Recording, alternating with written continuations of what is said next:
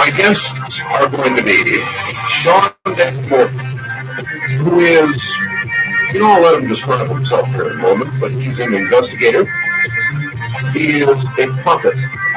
He is a fascinating individual who knows a lot about Area 51. Now, that's going to lead directly into sort of a joint interview of Victor, the mysterious Victor. Victor allegedly smuggled a video out of Area 51, no small feat, of an interrogation. I wonder if that's the right question. An interview, either it was an interview or an interrogation. According to Whitley Strieber, who saw the entire video, it was a not very gentle interrogation of this alien. Now, we put one photograph on our website, I don't know, a month or two ago, and they promised an interview with Victor, and that'll be at midnight. And then they sent a second photograph, which we have on my website right now. So, if ever if you've been procrastinating and have not yet seen this photograph, I suggest you take a look. We will describe both photographs for you as best we're able prior to the interview with Victor, because I know that not all of you have computers and can get on the internet. But for those of you that are able to, you better get up there right now. It is www.artbell.com. www.artbell.com. And you will prominently see the link that takes you to the alien photographs. Snapping, if you will, from a 3-minute piece of footage smuggled out of Area 51. And so we will try and divine what we are able to from Victor about the mysterious Area 51, about the alien.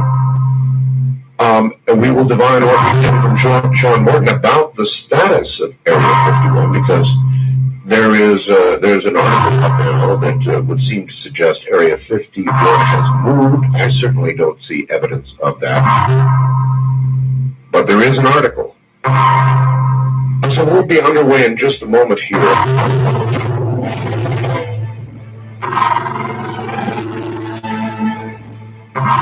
All right, now, I said he was an investigator and a prophet. Is that about it, Sean?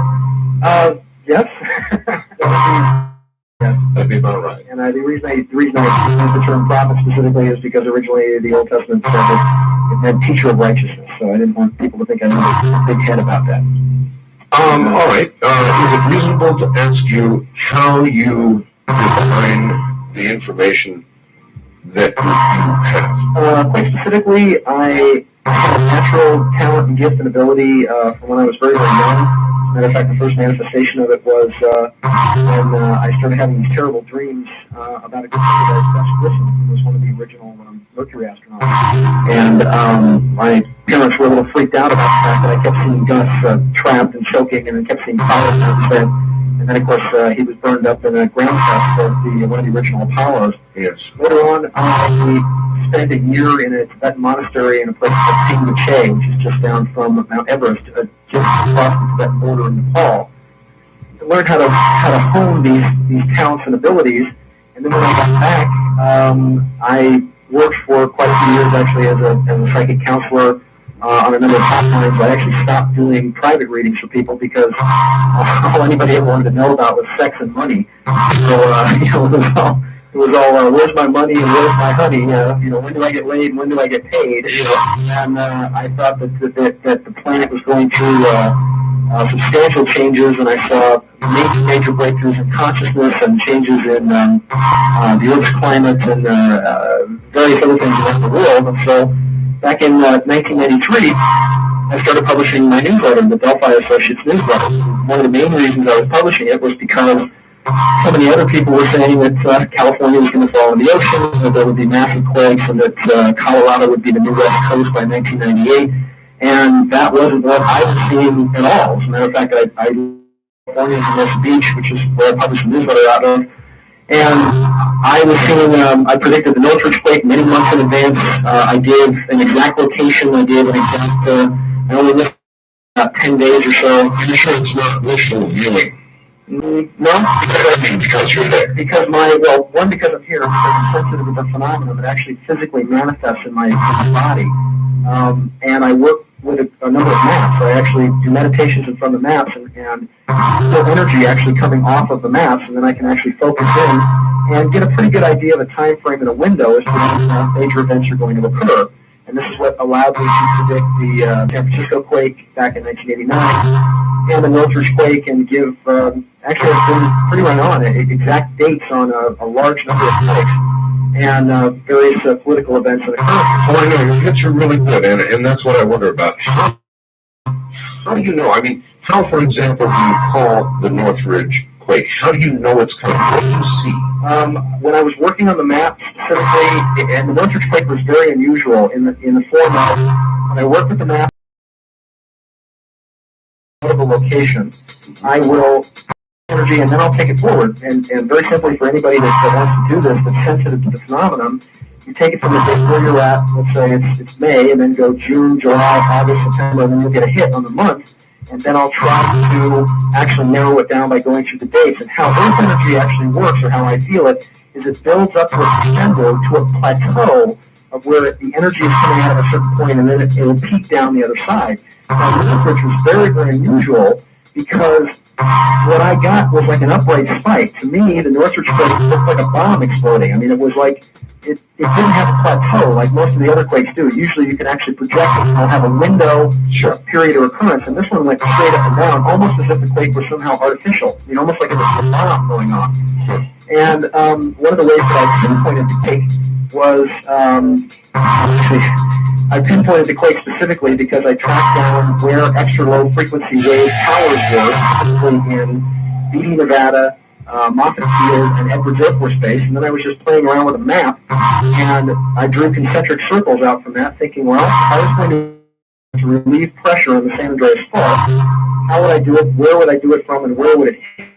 And by drawing these circles out, I came up with 3 locations. Telling me you think that quake was induced by man to relieve pressure on San Andreas? There is a body of evidence to support that opinion.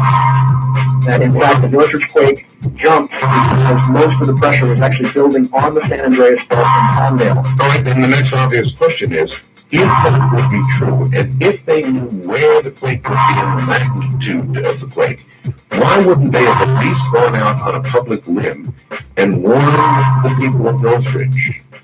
The only way I can view it is that I had several friends of mine who were paramedics who called me 10 to 8 days before the quake actually happened. Yes.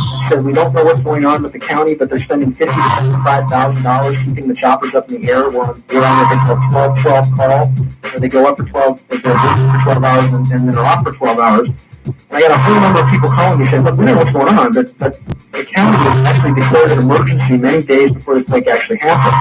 It was very interesting, the date of the quake when it occurred, because it was actually January 17th, which was Martin Luther King Day, which actually then would subside the possibility of maybe rioting or looting in certain sections of Los Angeles.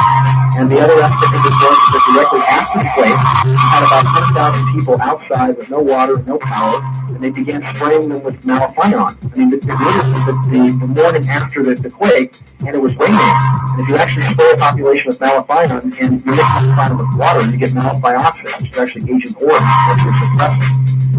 So all I can tell you is that what I saw originally was that the quake was somehow artificially induced. The Camarillo fault, which ruptured. Wait a minute, I don't understand. What? And Agent Orange is a deterrent. The deterrent that can also be used as a depressant. And if you spray it on an entire population of people, specifically, it keeps them snapping up. So now you're suggesting that in order to quiet them, calm them, prevent a riot, they were spraying with the helicopters over the populations that were outdoors, yes. Wow. So what I saw was somehow a quake being artificially induced, and many months before that, that's how I figured out, I pinpointed where I thought it would be, because the Camarillo fault, which was only discovered about 8 months before the Northridge quake went off, Trident out off the coast. A large number of explosive devices to test their stealth submarine, which is called the Sea Shadow. And the Sea Shadow, they were putting actually 200,000 pounds of ammonium nitrate at the end of this fault line, and they were exploding it, with the Sea Shadow coming down to the crevices, claiming that it was a test to see how the Sea Shadow would actually function under atomic warfare. That was the end of the Camarillo fault line which they were messing with, which the Navy was setting off these explosions on. The next thing they were doing was, if you remember, that the United States Geological Survey about a year before that began to work with the U.S. Navy. Now, I became sort of suspicious of this because if the United States Geological Survey is involved with the military doesn't do things altruistically. They're in for it for power, information, or control. And it's my opinion that I think what was happening is that the USGS and the Navy got together and said, look, there's the good possibility that we could have fracturing 8.6 to up to a 9 quake, and California could indeed fall into the ocean, as many people were feeling, and we have to do something to relieve that pressure. And that maybe Northridge was actually triggered as some sort of controlled roll. And the evidence actually said I have of this is the USGS and the Navy actually teaming up a whole series of explosions along the Camarillo fault line at the very end of it. I seem to remember some publicity about that, wasn't it? There was announcements in the paper that the USGS and the Navy were specifically bearing a series of charges from directly off the coast all the way up to China Lake and then all the way back down to the Winters Fault. They were exploding these charges in 2-minute intervals to specifically create a shockwave. And this was in my newsletter in August. I kept saying, look, what I'm feeling is that this quake is somehow artificially induced. And Northridge was very strange, by the way, because the exact epicenter of Northridge is actually about a 9.2. But every quake that has an epicenter that then goes outwards, almost like you're dropping a bomb and then the epicenter goes out. That's not what happened with Northridge, because you have all these various landmasses fracturing, because you have literally a chunk of the valley jump about 6 feet in the air, nullifying the force of gravity and moving in the exact opposite direction of the fault line itself. What they did is when the Federal Emergency Management Agency came in, they specifically had to judge the earthquake by zip code, because even though you had a 9.2 at the epicenter, 2 miles away it was a 6, and 4 miles away it was a 5, and then underneath the Santa Monica Mountains you had 4s right next to a 6. So it was a very, very odd, very, very strange quake. Is there any evidence that it actually relieved tension on San Andreas? According to Caltech, it did. That it actually jumped and relieved pressure specifically on Palmdale. And the other strange thing about it is that every other geological service in the world, the Japanese, the Germans, everybody, had the Northridge quake at least a 7.2. I think the Japanese had it as high as almost a 7.5. And the USGS is the only major earthquake service that had that quake at below a 7. And the reason for that is that directly after the Loma Prieta quake in San Francisco in October of 1989, they passed what was called the California Earthquake Management Relief Act. And in this act, it said that if you lived within a 30-mile radius of an earthquake that was 7.0 or better, that you did not have to pay state or federal property or income taxes for that year. That was part of the earthquake relief package. That you got a tax-free ride in order to rebuild your home. So, of course, they pulled the quake down to a 6.8, so that the insurance wouldn't kick in at a 7, and so that they could still collect the tax revenues in Los Angeles. Incredible. That was one of the big hits. Well, what is not deniable is that you called Called it out.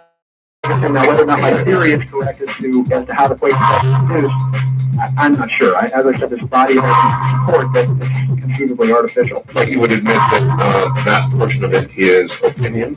Yes. As delineated from the way you defined the quake was going to occur and where and when and magnitude. Because it was directly in line with where the extra low frequency wave towers actually met up. The other location, well, 3 locations, Vallejo in Northern California, not there yet, Northridge, and the first one was Flagstaff, Arizona. If you remember, before the Northridge quake, about 6 months before, there was a 5.6 earthquake in Flagstaff. And I thought, well, this is interesting. It's interesting that these things seem to be happening right at where. I want to talk to you about these photographs ahead of Victor's appearance, and then when Victor is gone, I want to talk to you generally about birth changes. I don't suppose you happened to hear Stan Dale on the show the other night. No, but I've read Stan's material. I'm very familiar with it. Well, he is showing some remarkably scary blooming from these people photographs, weather photographs. Pretty scary stuff, and it looks like there's something pretty weird ahead. So we'll talk about that. Stay right there. Sean David Morton is my guest. Victor coming up.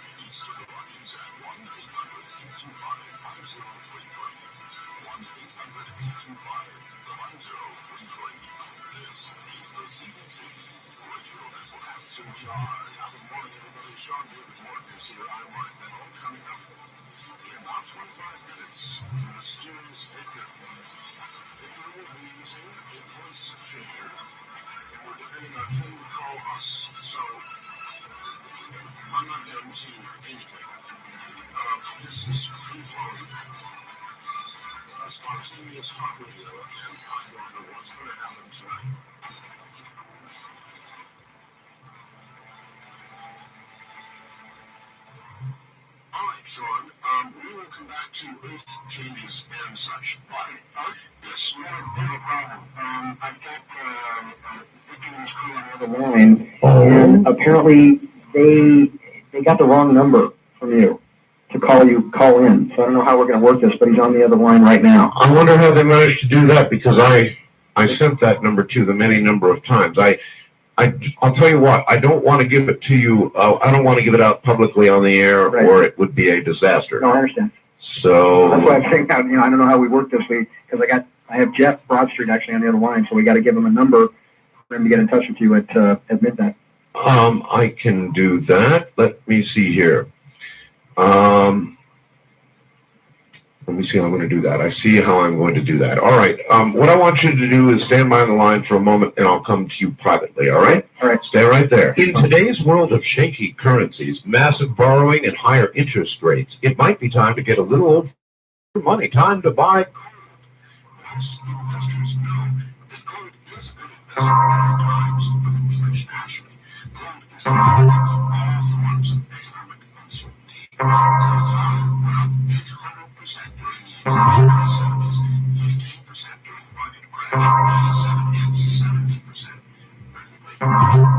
The Swiss refer to gold as the ultimate currency since it retains its purchasing power. Sales eventually all paper currencies flee and fall. Even the celebrated Swiss franc has lost over 50% of its buying power since 1945. No paper currency is gone. Gold, on the other hand, will buy anything today that it bought 20, 50, even 100 years ago. So, if you're uncomfortable about the ever-growing government debt, perpetual deficits, rising prices, and their effect on your personal net worth, it's time to face facts. Call North American Trading at 1-800-359-4255 and ask for their free information on how to sell them privately. Remember, 1-800-359-4255. North American Trading, America's trusted name in private hard assets. You don't have to be rich to own gold, just smart. All right, I think to Sean David Morton. Sean, I'm here. we have transferred the proper number to them. They got a digit transpose is what happened. Oh, that's all it takes. A 7 looked like a 1 apparently looked like a 7. I see. All right. Now what's happening is that Jeff had to come back to the office to call me to get the right number, so now he's rushing back to another location. So they're going to try to call you at, they might be a few minutes late. So we can actually talk about, what's going on with this, and I think to build up what's going on with this video. And All right. Well, you've got to remember, a lot of people in my audience do not have computers have not seen the photographs. Okay. So as best you are able, please describe the 2 photographs that we now have and are on the website. All right, very specifically, the photographs that were released exclusively at first to your website through Rocket Video are 2 minutes and 55 seconds of a piece of video that appears to show 2 men, one in a military uniform and another one in civilian clothes, sitting with their backs to the camera, with the camera looking through a pane of glass, very much like you would have in any sort of interrogation room. And at the end of a relatively long table, you see a creature. This creature seems to, the table comes up to about the middle of its chest. The creature seems to be relatively small, probably about, I would say about 3.5 feet tall. It has a very, very large, bulbous head with sort of pinkish beige skin, very, very large, almond-shaped, jet black eyes, no nose, with a very long, extended chin, with a mouth in the middle of this chin. Now, it seems to be wearing a grayish tunic of some kind that comes up to the top of the neck. You don't actually see the creature's arms in the video. The creature in the video is bobbling around. It almost looks as though it can't keep its head up, which would make sense because it apparently has a very, very small neck relative to a very, very large head. In the video, and this is the first photograph that was taken, in the video what you see in this photograph is you can actually see the creature sitting at the end of the table in a darkened room. Apparently the room is kept very dark because they have very, very large eyes and they're very sensitive to light. You see a monitor on the lower right-hand side that is a flashing, it looks like a heart monitor of some kind.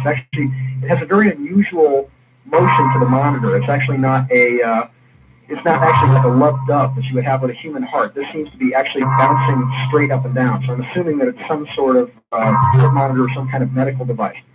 Towards the end of the video, remember there's only about 2 minutes and 55 seconds, you see at the bottom of the video letters that are burned on the lower left-hand side, what we call a video burn. In other words, they're permanent, which says DNI/27. And then the rest of the video seems to be a time code showing day, hour, minutes, tenths of seconds, etc., that run across the bottom of the video.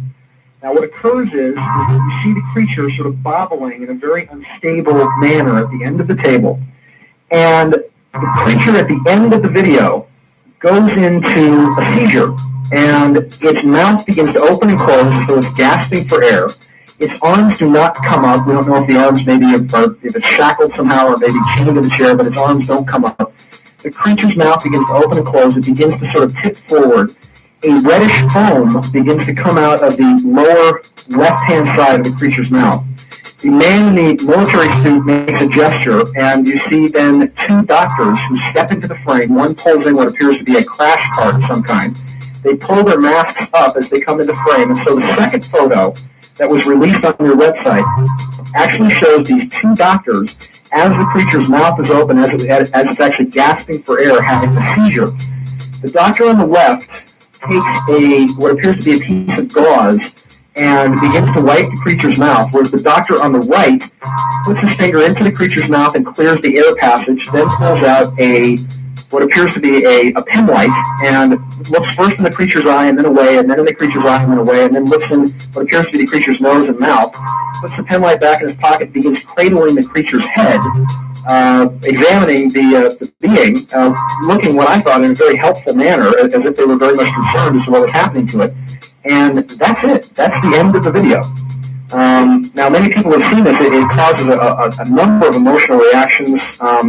Major Bob Dean, who was a former commander for SHAPE, saw the video, and it made him, he thought that it was a horrible injustice, the conditions that this creature was in.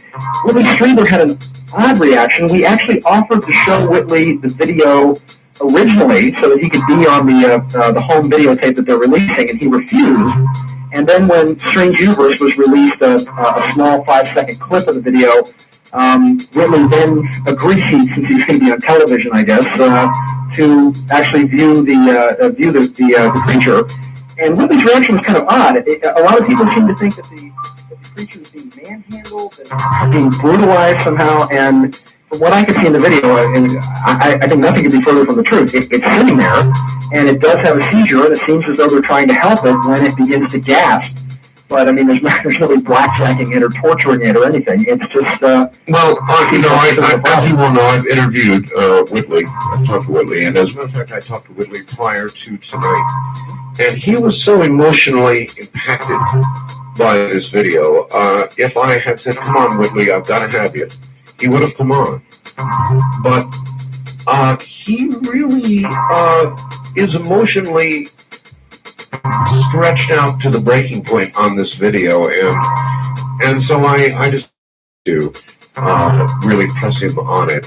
He was very much affected by it, Sean, and he did feel that there was some brutalization going on. I guess Victor is really the only one who can tell us exactly what the attitude was, but there was some feeling that maybe this end was not so friendly to us, so in our interrogation of it, we were not so friendly to it. You, on the other hand, feel that they were doing nothing but trying to help this creature. yes. I mean, there was no rough treatment that we could see on the video. Victor hasn't intimated in anything he said that the creature was being harmed or was being brutalized. It certainly looked sick. I mean, they were trying to communicate with it, and trying to get as much information out of it as possible. This was probably might have been the last interview. The interview only lasted for 3 minutes because when they brought the creature in, they were only clarifying some points from a previous interview when they were previously talking to it. So they were clarifying something, and literally just in the preliminary stages of communicating with it when it went to the seizure. Well, one would assume, since in the second photograph there is a doctor, this creature was breathing our air. Yes? With some difficulty, but yes, it was. And there are actually two doctors. It's kind of hard to see the second one because he's sort of leaning out of the shot. Okay, so would you imagine that was the problem? Problems breathing the air? I don't know. I don't think it would be, because why would it begin to foam? I mean, there is a sort of a liquid or a foam that starts to come out of its mouth. So it might have been some sort of internal problem.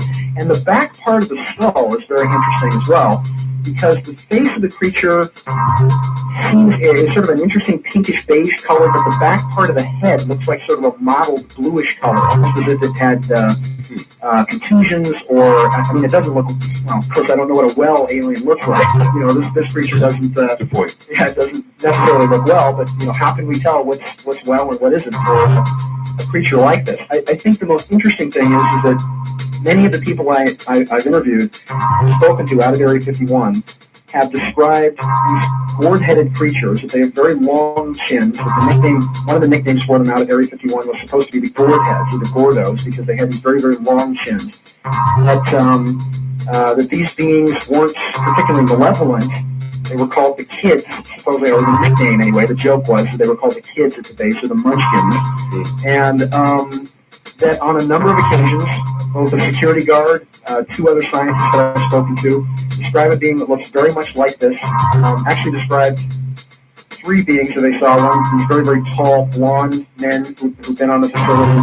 Another race that they claimed was sort of had a flat head, very, very strong and muscular, like wrestlers, about 4.5 to 5 feet tall, looking very Chinese, actually. And what appeared to have been something that was very, very humanoid, but also mildly reptilian. And they seem to also say that the creatures, one of the most interesting things in one of the accounts was, of a person who saw this, was that the creature looked like a puppet, that when they saw it, it looked as though it was underwater or having some difficulty with our gravity, which of course makes sense, because here we have a creature with a head that is literally probably 3 times the size of its body mass. Remember, human beings have very, very thick necks and shoulder muscles at the back of the skull, with about a 4.5 to 5 pound brain. So that would indicate development under different gravity conditions. Exactly. Different gravity conditions, and also under different light conditions. And possibly different atmospheric conditions. Now, maybe it breathes close to what we breathe, but not quite what we breathe. That would be very upsetting. Yes. I mean, if you induce a little bit of too much carbon monoxide, for example, in our air, look what happens to us. Yes. Indeed. Yeah. So it's taking this all the way back. I mean, there've been obviously so long, so many people who have had eyewitness experiences with these creatures, specifically at Area 51, claiming that they were there and that they were in the care of the military or they were helping or assisting us, that if this man, Victor, and this video turns out to be genuine and turns out to be real, I mean, it's certainly a milestone of a lot of confirmation of what's going on. I mean, going all the way back, I mean, obviously we're coming up on the 50th anniversary of the Roswell crash now. The debate between many of the people who were involved in the recovery of the bodies at Roswell, specifically, there's a big difference because the alien autopsy tape that was brought forward is a very, very different creature than the being that the people at Roswell described, which was very, very small, with 3 fingers and an opposable thumb, looking very much more like the beings that we're going to see in this that you see in this video, as opposed to the 6-fingered, 6-toed beings that are actually relatively large that are shown in the alien autopsy. And I think that the misnomer is that the alien autopsy footage was actually a crash that may have occurred either in Aztec or Corona, possibly even as close as Paradise Valley to the Phoenix area, and that it was a different creature. I mean, it's my theory that we were experimenting with microwave grids in Socorro, at the RX-27 microwave cores, and then we were experimenting with very, very powerful radar and microwave grid fields for a 300-400 mile radius all across the northern part of New Mexico. And I think that is when those towers went online in the early part of 1947, began to knock all this craft out of the sky. Now, there's one other theory to this that I find kind of interesting, is that at the same time, you had German technology that, of course, was captured during the war. Victor von Schauberger and the Horten brothers were actually developing a boomerang-shaped, very fat boomerang-shaped disc that's sort of a half disc, like a semicircle with sort of a jag in the center, looking very much like the bat plane, except sort of rounded on the nose. Right. And these craft were specifically taken to places like Area 51 and All right. I want to ask a question. Would you cite the STS-48 video as proof of the kind of technology you're talking about right now? Because clearly there seems to be in the STS-48 video something that comes up from Earth, seems to intercept an object, and that object then immediately changes course and takes off like a bat out of hell away from Earth. Absolutely. And actually in that same video, that's not even the most, I mean, you sort of miss it, sort of like a magician, because you see the most spectacular thing coming up out of the atmosphere and then shooting to the right. But there's another saucer in the lower left-hand corner. There's other video from STS-48 that also shows an entire, what appears to be a whole Star Wars operation, complete with buoys and saucers, moving and docking maneuvers. I mean, it's all over the place. Well, I've got one little jump on you. Earlier today, Richard Hoagland came to visit me, and with him he brought the STS-80 video, and I've got that now. And it shows some things, and I'm not going to give it away because Richard has more research to do, but it makes the STS-48 video look like kid stuff. I can imagine. All right, look, quick look. Area 51. I'm adjacent to it. There's a magazine article that says Area 51 has moved. Where do you think they got this? And could it be real? Well, originally when I was going out there, 91 and late 93, and in May of 1991, I found the beginning of the end for Area 51. I found a hilltop that actually looked down on the facility, which then brought all of the international world media out there to climb up this hill and look down the throat of the base. It was late 93, and we've been going out there, and it was December of 93 when we finally gave up, because we've been going out there for about 4 months, on Wednesday nights, on alternate nights, literally camping out there, and really haven't seen anything. And we're talking about the things we saw during the day, is we saw the stealth fighter, and we saw some unusual designs of planes, and things going very, very quickly. But in late 1993 was when they moved the flying saucer technology out. I mean, the Papoose Lake hangars have been completely destroyed and dismantled. And the 9 craft that Bob Lazar was working on were, I think, specifically moved to Tucson. And I think 4 of them were moved to Tucson, and 3 of them were actually moved to a place called the Tunson River, Maryland, which is outside of Washington, D.C. So they haven't had saucer testing going on at Area 51 since late 1993, and all these media, and then it seemed as though the minute the curtain went down and they moved all of the really secret stuff someplace else, the gate went up, and the media jumped all over. That's when Larry King and Marcel Williams and everybody else jumped on. So it was like Ali Ali action free. Come on down, and the minute there was nothing to see, and people were calling me saying, "Oh, take us out there," and I was saying, "No, because there's nothing to see." Now, where are the saucers at? Very interestingly, is that in 1990, and remember they moved, I think, a lot of the saucers there into Area 51 in probably about 87, between 87 and 89. In 1990, there was a man named George Hansen who took a video on top of the Tropicana Hotel in downtown Las Vegas of a fleet of 5 to 8 diamond-shaped craft that were maneuvering in an amazing way directly over McCarran Airport. Yep.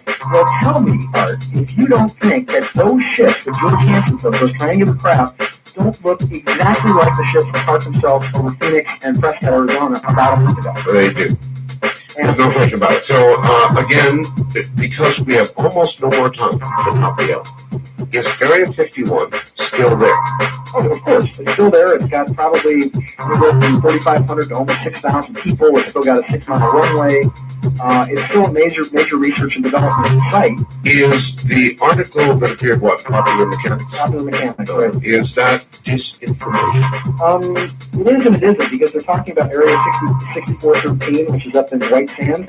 White Sands has always been a missile testing range. And what they've moved is they've moved the new space shuttle program up to 6413, which is specifically the X-33 and the very cheap maneuverable $1 million rockets. We've got photographs of those on the website. All right, Sean, hold on. We'll be right back. This is CBC.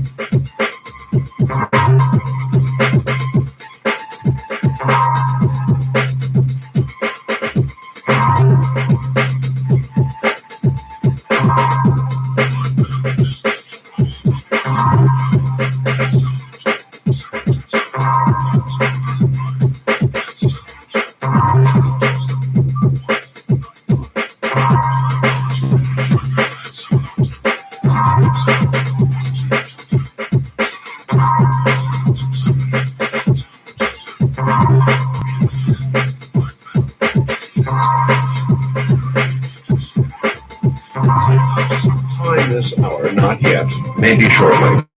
The mysterious Victor, the Area 51 employee, Victor, who claims he smuggled a video out of Area 51 of an interrogation, of a questioning of an actual alien. And we back that up with photographs.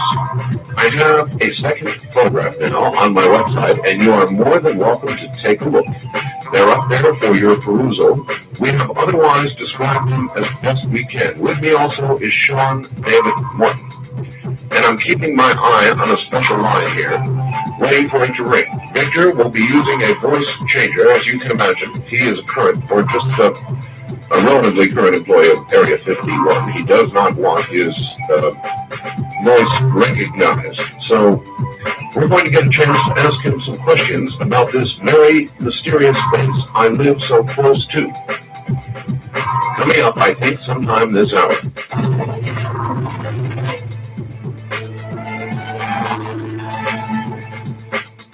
All right, here we go, folks.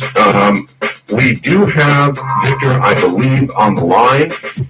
If you want to see the photographs from the alien interrogation, we'll find out what it is. They are at www.artbell.com. That's www.artbell.com.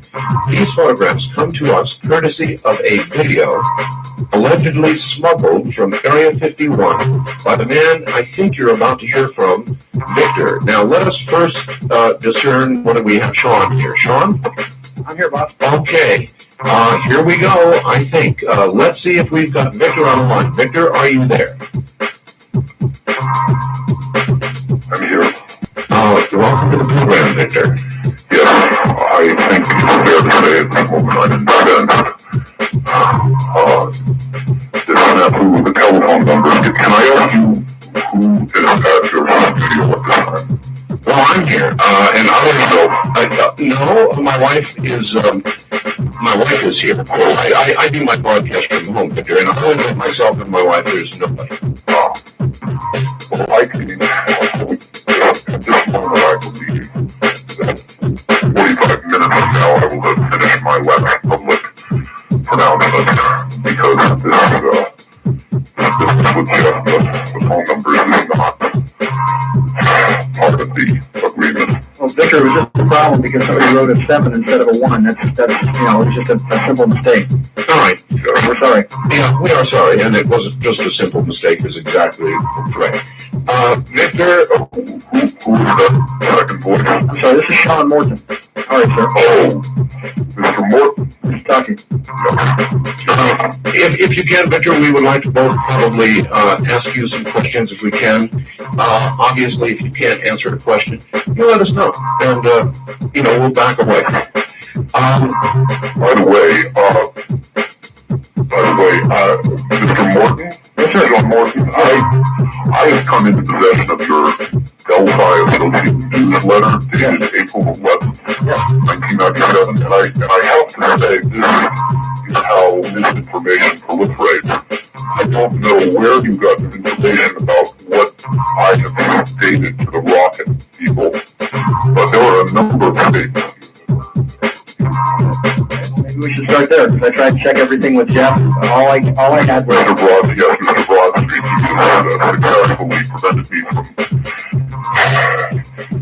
prescribing myself a double Bushnell for nerves. Frankly, well, let's leave that for a moment.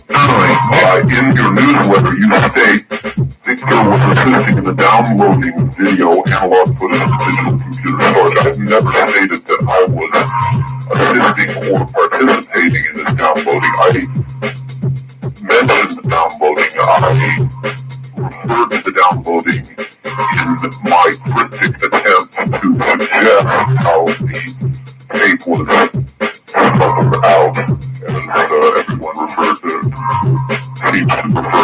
to it. Is that a reasonable reference to it, smuggled? Well, not in the sense of, later in the same newsletter, Mr. Morton said that if I can find it here, where is it? Victor? Oh, yes, and an opportunity came where he was left unwatched and unsupervised for a scant few moments, which allowed him to make a quick VHS copy of the footage he was viewing, and somehow managed to smuggle it off the base in a bag with some other equipment. Now, I've never seen a case like this.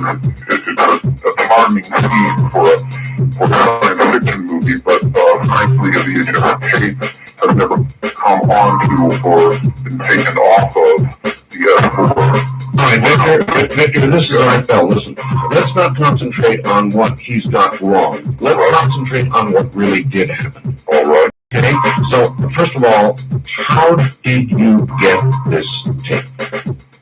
Can you say that? I cannot say specifically how I came into possession of this tape. I stated in the interview with the Rocket people, which by the way was in September of last year, I was under the impression that I would be through with my contractual obligations to them by Christmas.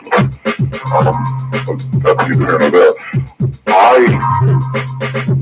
came into possession of this tape thanks to a confluence of circumstances which I can relate now. I was not able to relate it in September, but circumstances have changed, which we may get to. The linchpin of the possibility that was afforded to me to bring out this particular piece of information is that Area 51 is now the default operating location for the government scaling program. And this process has been ongoing since 1991. Victor, we ask you straight out, did you bring that tape out of Area 51 personally, or did you acquire it after it had been removed by somebody else? I was the active agent in removing the data that appears on that tape from From the SV? tape itself is a simple VHS copy, which I provided to Rocket Pictures. The actual data was digital, a relatively small bundle of information. It did not require anything so conspicuous as a VHS tape to be brought out, and I will not say at this time whether it was brought out in a discrete unit or whether it was puzzled out in some other. In a digital form like an AVI file or something like that you then converted to analog to VHS. Something like that. Okay, that makes sense. Do you know what DNI stands for? Department of Naval Intelligence. Okay, that settles that one. Were you an employee or are you now an employee of Area 51? In September, they asked me the same question after we had a pre-interview in which I stated that I would not answer it. I suppose it's a question that has to be asked. I'm not going to answer whether I was an employee at S4, but I have been physically on the site, and you can look into the various options available to an individual to bring them to that. All right, Victor. Well, not too many people get invited as just visiting to Area S4, so we're right. So, is it reasonable to ask you how you were transported to the base? I live in Pahrump, Nevada, where every morning there are buses, Victor, that take employees to Area 51. Hell, it says Area 51 right on the side. Other people are flown out to it. Yes, well, again, don't want to specify too specifically because it will tend to indicate when I am there, but they do run the EG&T 737 out of McCarran and more recently CP-43 transports. And I suppose I can say I'm nothing to that. Okay. Okay, good. Then you've looked. So next question is, how long had that alien, do you know, been on the base before they filmed that segment of which you have a portion? Approximately 20 months. It was brought in late 1989, and the tape was from January of 1991. Okay. Do you know how we got our hands on this alien? Was it as a result of a crash or a landing, or do you have any history at all? Well, this brings up a question that's central to the whole issue of the government's retention of these beings. I believe the government's position is that they shot the alien down. I do not personally believe that the government could shoot this alien down if the alien did not choose to be shot down. But perhaps now is not the right time to be getting into the larger issues of their presence. You are aware that we have then the technology to shoot down alien craft? I am aware that our technology has been used to down alien craft. Whether our technology is advanced enough to give us the power to choose to bring one of these craft down is another matter entirely.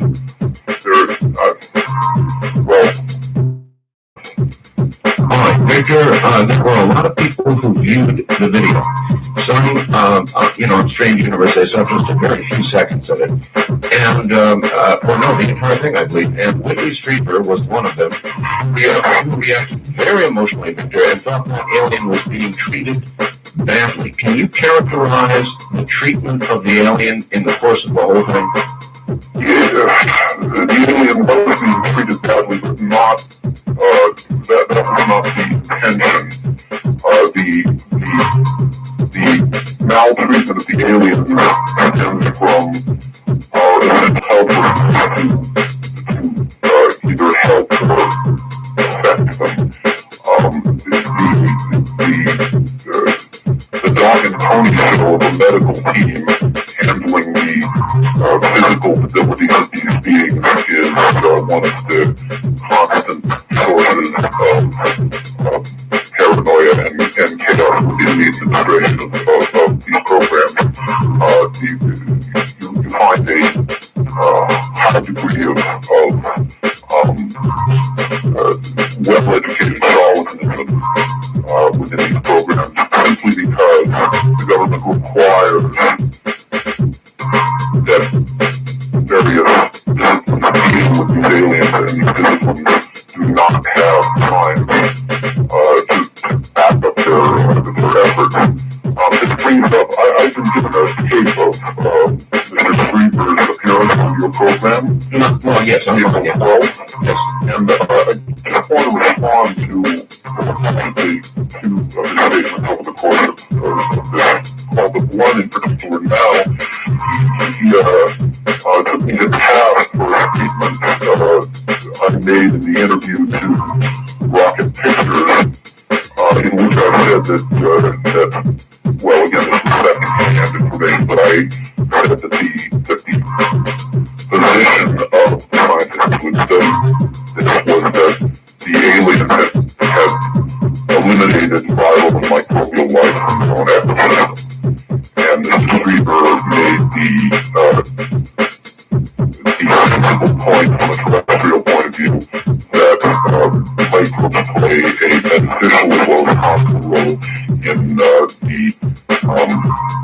health and correct functioning of human beings, and that therefore it was scientifically foolish to make this comment. Well, first of all, I have not specified that I'm a scientist, so I'm not going to jump up on my high horse and become offended at this. But I would like to point out that the overriding quality of these beings is a level of advancement beyond our ability to understand what it is they're doing, both as beings and as workers of technological miracles. Were we able to communicate with it? This is another issue that is fraught with ambiguity, but let me finish the comment about the microbes. All the evidence suggests these beings are biologically inert in relation to our ecosystem. They might as well be a petri dish. And the statement that I made, which did with second-hand information, background information, the comment that I made seeking to explain the last partition between the interviewer and the being, Yes. and seeking to explain the sort of lackadaisical hygienic standards of the medical team, was that there is a half-hearted, by now, attempt to minimize microbial contamination of beings, because the microbes and various other biological entities can form colonies within these systems. They operate, their physiology operates in a way that is symbolically similar, let us say, to human physiology, but does not appear to include the normal biological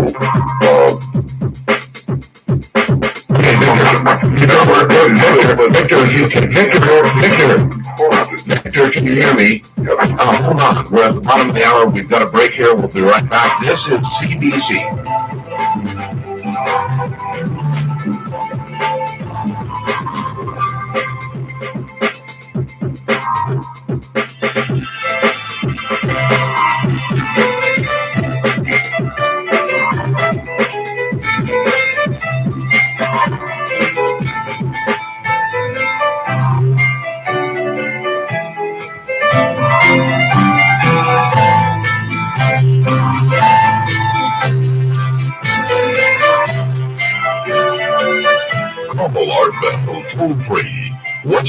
Rockies at 1-800-618-8255.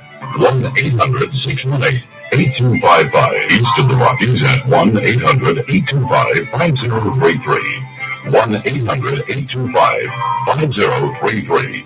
This is the CBC Radio Network. It is. My guests are the mysterious Victor, the man who has supplied Rocket Video with the alien interrogation video. That's the right name for it. I'm not sure it is. And Sean David Morton, back to them in a moment.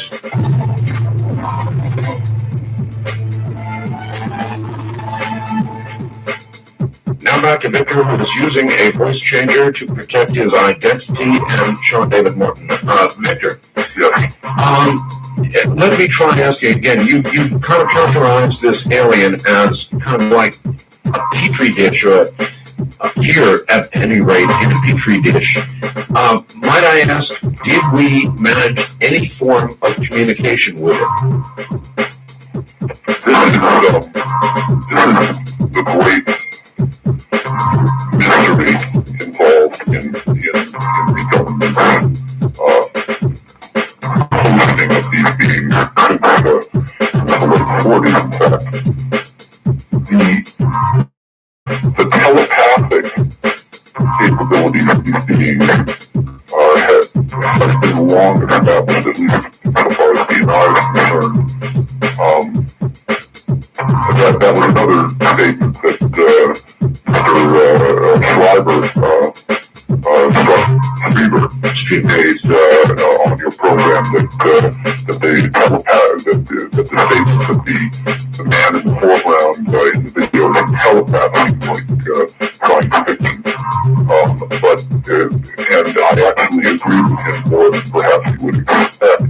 The issue here is that no one who has ever been in the presence of these beings has not felt that his thoughts, not his own, were entering his brain. And this has been long established, and various experiments have been done in which the government satisfied itself that these beings were giving off some form of telepathic or thought transference, telepathic contact or thought transference.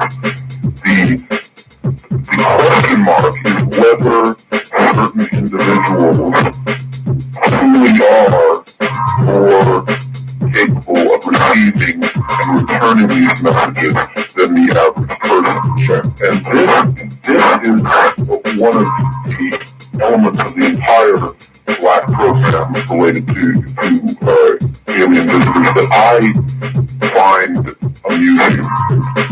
I believe that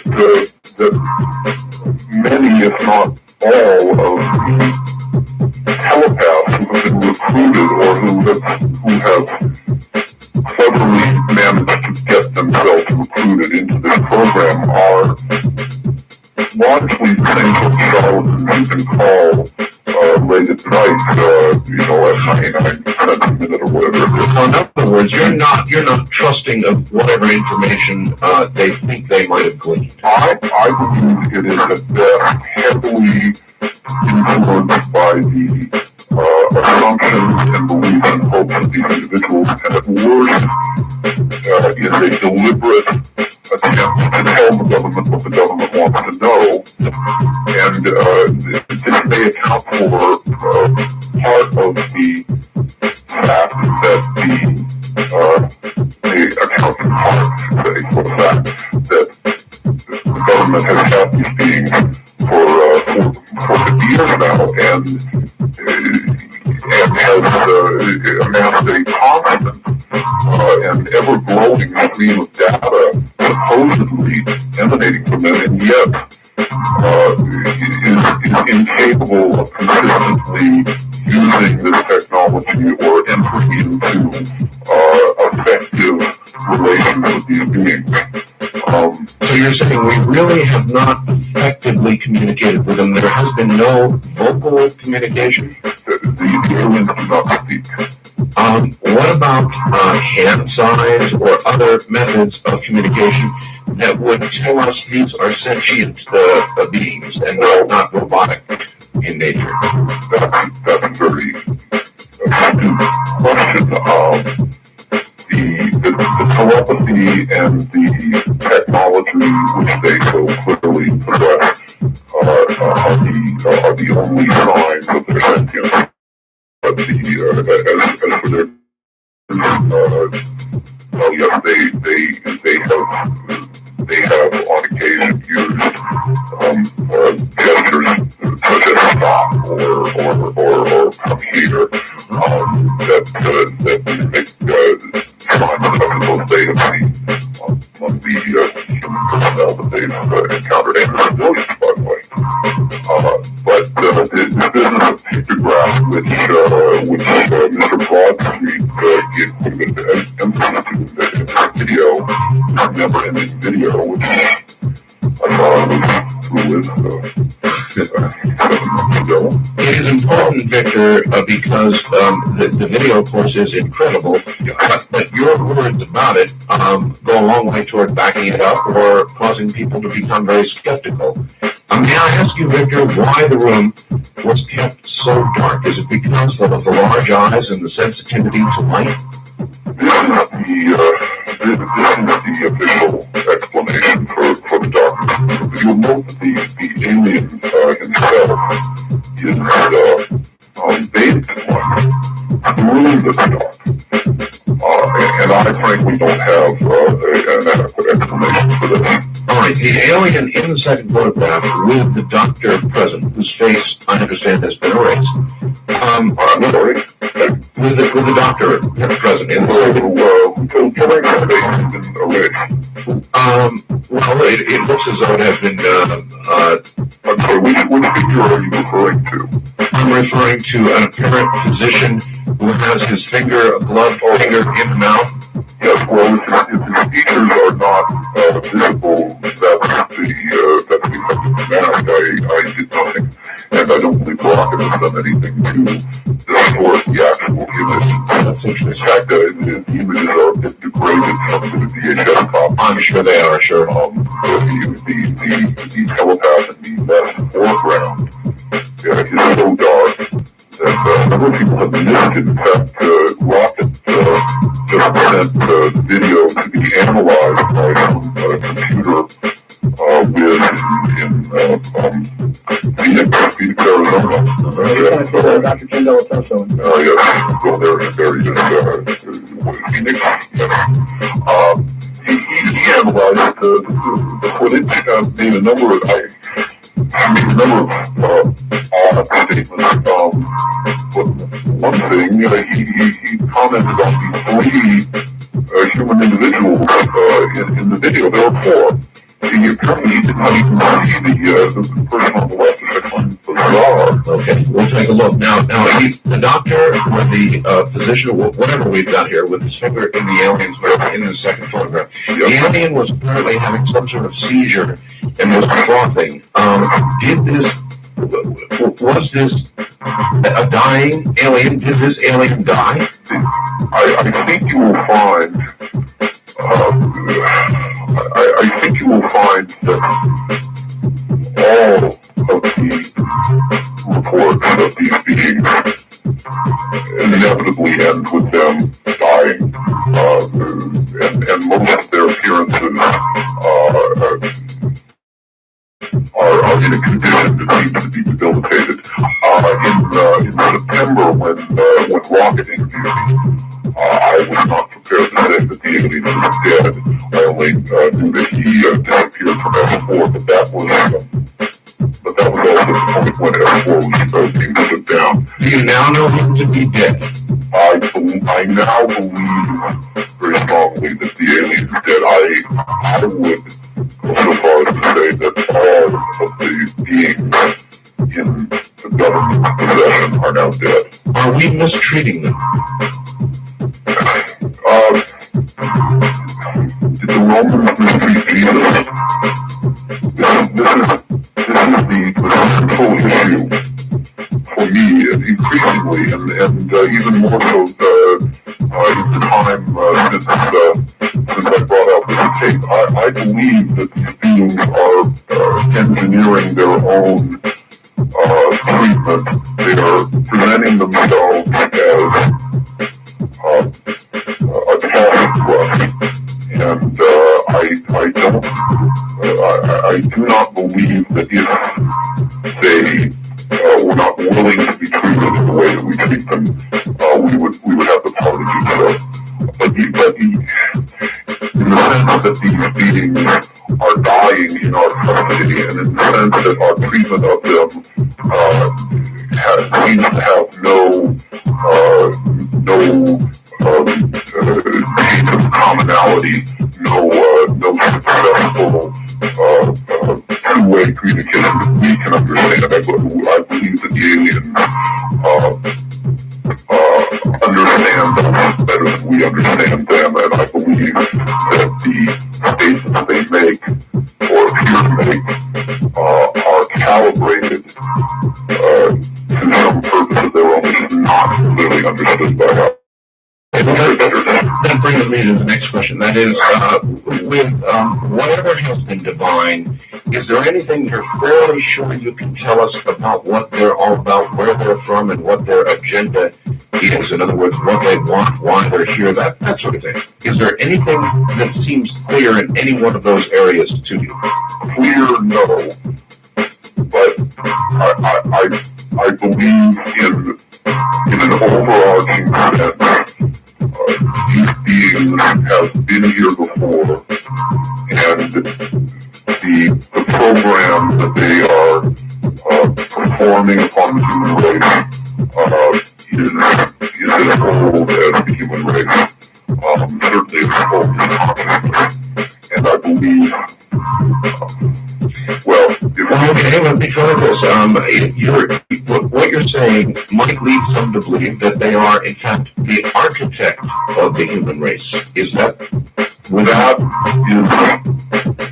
the architect was not a term I would use, but in the sense that you see that I believe, I would agree, yes. All right, you have told us that the Department of Naval Intelligence is the DNI. Can you enlighten us at all as to the rest of the coding at the bottom?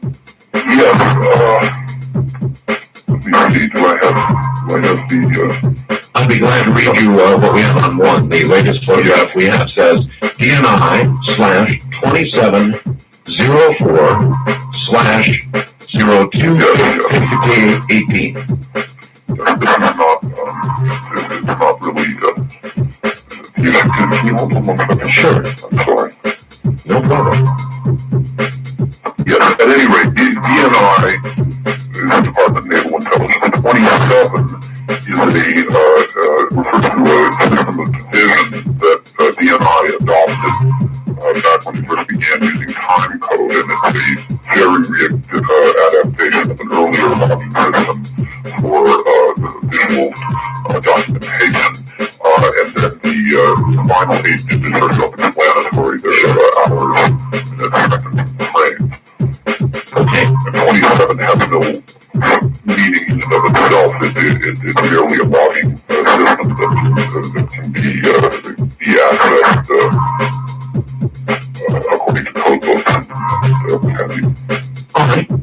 Some people have said, why is the video so foggy? Now, I view it as fairly clear, but one would imagine that with the high-tech video equipment we have, you would get very, very, very sharp images. Do you have any comment on that? Well, part of the fogginess is the VHS copy, and I'm debating possibly when I delivered this tape originally, I was extremely paranoid, and I have not become less paranoid. But I believe I understand where to stand a little bit better now.